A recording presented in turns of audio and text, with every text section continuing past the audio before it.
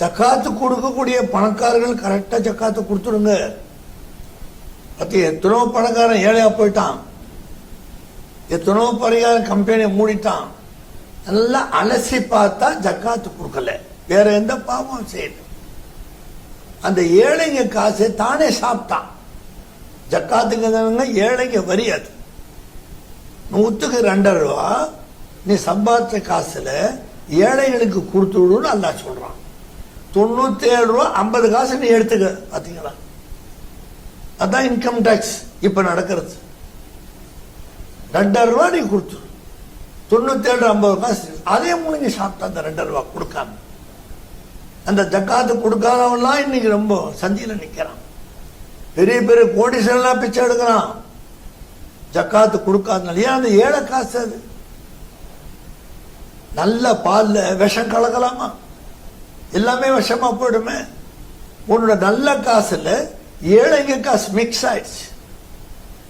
ஜக்காத்து குத்து மதிப்பா கொடுக்குற தப்பு. நகையை எடை போடு, 1 பவுனுக்கு இப்ப விலை என்னன்னு பாரு. எல்லா பவுனுக்கும் எடை போட்டு அந்த காசை அப்படியே கொடுத்துடு.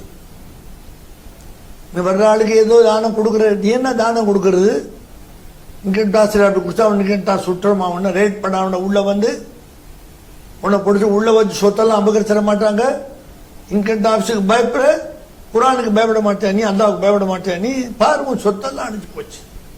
எந்தெந்த பணக்காரனும் நான் பேசுறேன் நீ நினைச்சு பார். நீ எப்படி இருந்த இப்ப என்ன கதியா இருக்க? ஒரே வார்த்தை, ஒரே காரணம்.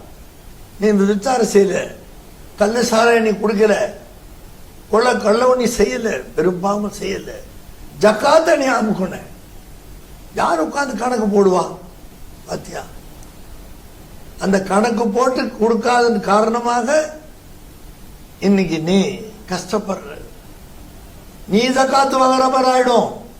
பாத்தீங்களா, சிலோன்ல விடுதலை புலிகள் பண்ண அக்கிரமத்தில் பெரிய பெரிய பணக்காரலாம் ஏழையா போயிட்டான். 5 மணிக்கு என்ன இடத்துல கூடாது எனக்கு 10 லட்சம் வைக்கணும்னு அவன் எல்டிடி சொல்லிட்டா, நம்ம ஆளுங்க 4:55 போய் வைக்கிறான்.